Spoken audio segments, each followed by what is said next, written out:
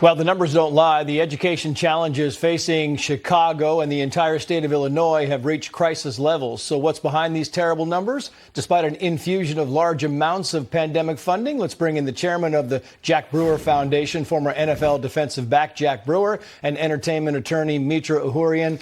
Thank you both for coming on. Jack, I want to put this up because this is our first thing. This is Illinois public schools, right? You talk about zero proficiency. There are 67 schools in Illinois, not a single student can do math at grade level. And 32 schools, not a single student can do English at grade level. That's almost 100 schools across the state of Illinois that literally have kids that cannot read or do math. That's not a crisis. That's an embarrassment.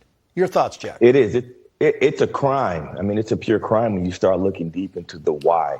When you're not holding any of these kids accountable, they've done whatever they can with these new leftist policies that aren't allowing them to actually keep these kids accountable for their grades. So they're doing whatever they can to remove the grading system. When the kids go to school, if they get in trouble, they're not holding them accountable. I think they need to bring the paddle back to the schools, Trace. Yeah, I think it's time to bring paddles back to the schools. It's a very good suggestion. Because these kids are not getting disciplined at home. No, they're not. I want to put this up because this is Rowe and Clark Math and Science Academy. Math and science, Mitra, right? And look at this. So the math proficiency, 0, not as a kid. English proficiency, 0. The graduation rate, 88%. So 88% of these kids are like, yeah, just get out of here. I know you don't know anything, but get out of here and go on in the world. What do you think about that? This terrifies me, and I think everyone needs to be terrified by this. This is our future. This is a future that's already going to have challenges in terms of their interaction with technology, their ability to focus, attention span, communicate in, not just X number of characters. Mm-hmm. All of that really worries me because school is not just math and English. School is also discipline, being able to work against timelines, make sacrifices, so much more. Yep, you're exactly right.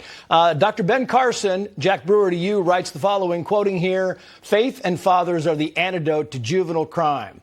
It should be no surprise that juvenile violent crime has exploded in the same time period that fatherlessness has grown because so many young children no longer have the stable presence of a father in their lives to guide them, raise them, and keep them from going astray." I know this is a very dear and near to your heart topic we're here, Jack. What do you think about that?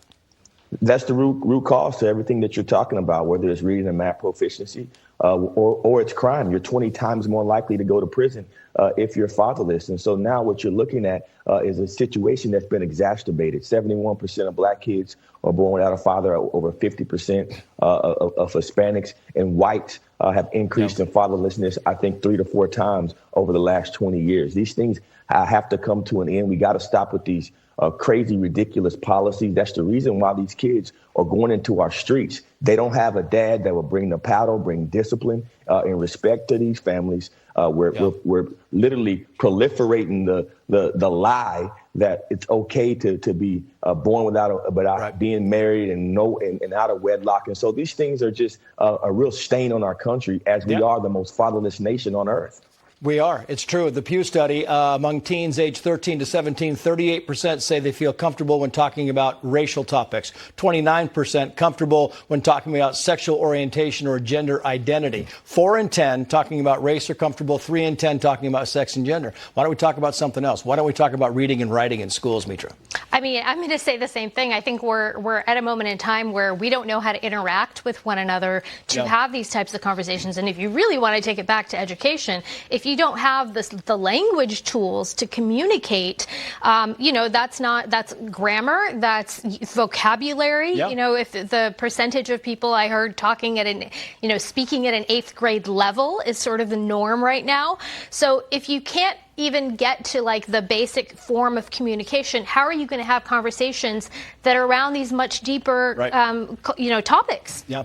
Mitra, Jack, thank you both. Meantime, we have new video tonight of a conference.